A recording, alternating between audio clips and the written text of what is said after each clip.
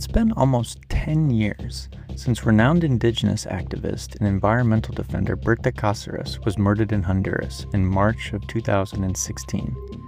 Cáceres was targeted for opposing the construction of a hydroelectric dam that threatened a river the Indigenous Lenca people consider to be sacred. To date, 8 people have been arrested for their role in her high-profile killing.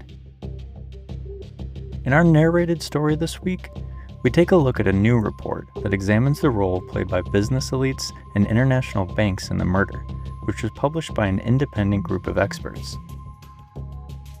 This is a report puts international banks, Honduras elites at center of Berta Cáceres' murder.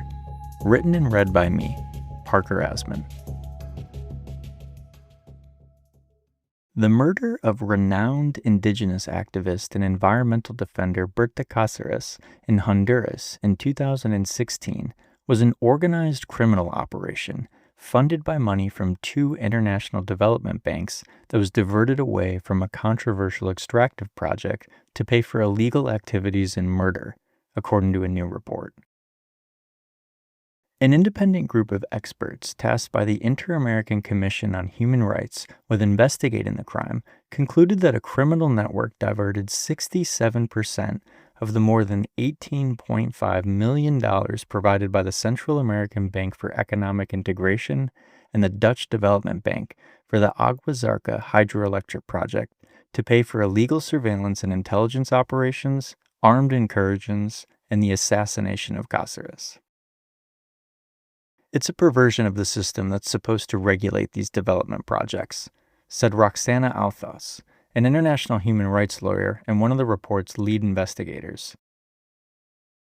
The Inter-American Commission on Human Rights announced the creation of the interdisciplinary group of independent experts responsible for producing the report in February of 2025 to support the ongoing Honduran government investigation into Cáceres' murder, which has been harshly criticized and dogged by irregularities. Cáceres and the organization she founded, the Civic Council of Popular and Indigenous Organizations of Honduras, vehemently opposed the construction of the Agua Zarca Dam. It sat along the Gualcarque River in the Rio Blanco region of Intibucá Department, indigenous territory in western Honduras that the Lenca people consider to be sacred.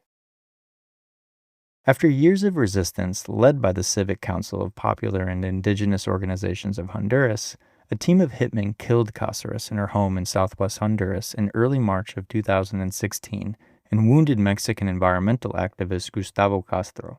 Honduran prosecutors later uncovered that a network of Honduran business elites, a U.S.-trained Honduran Army intelligence officer, and former Honduran soldiers orchestrated the killing. 8 people were later arrested and convicted for their roles in the murder, including Roberto David Castillo Mejia, the former executive director of DESA, a company owned by the powerful Honduran Atalazabla business family that managed the dam's construction. DESA's former head of security was also convicted for helping arrange the killing. However, the government's official investigation has been criticized for not pursuing all of the intellectual authors allegedly involved. Years after the murder, private messages analyzed by Honduran prosecutors revealed that the hit squad coordinated with the highest levels of DESA's leadership. One chat included Castillo Mejia and DESA's chief financial officer Daniel Atala Midense, as well as DESA board members Jose Eduardo Atalazabla and Pedro Atalazabla. Castillo Mejia was the only one of those individuals to be convicted. The Atalazabla family has long denied any involvement in the high-profile killing.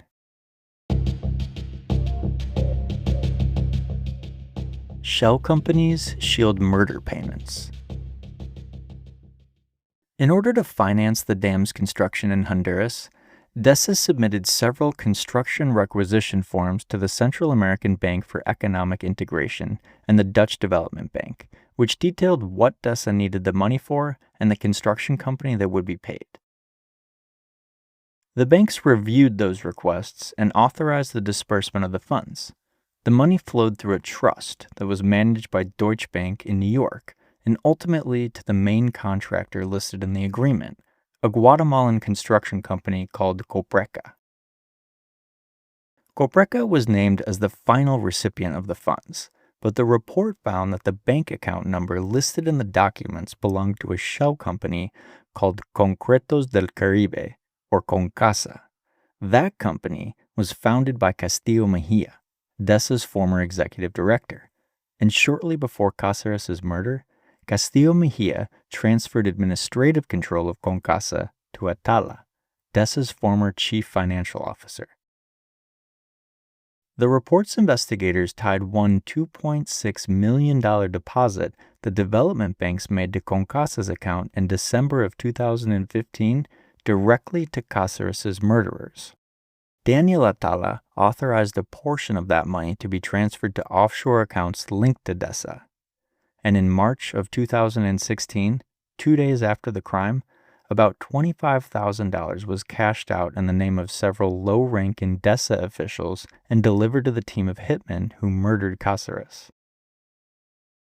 Development funds intended to improve Honduras were instead funneled to an already wealthy family with no experience building hydroelectric dams and were ultimately used to finance violence and tear apart the social fabric, Altos told Inside Crime.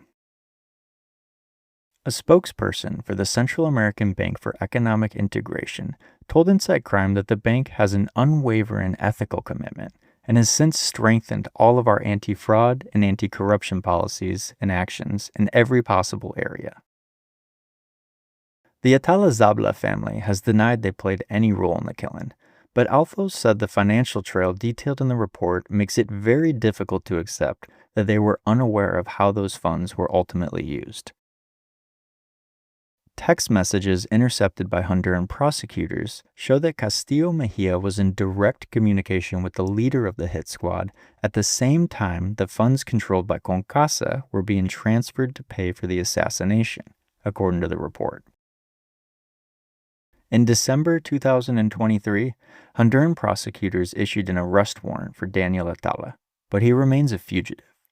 Neither the Dutch Development Bank nor the Atala Zabla family's legal team responded to Inside Crime's request for comment before the time of publication.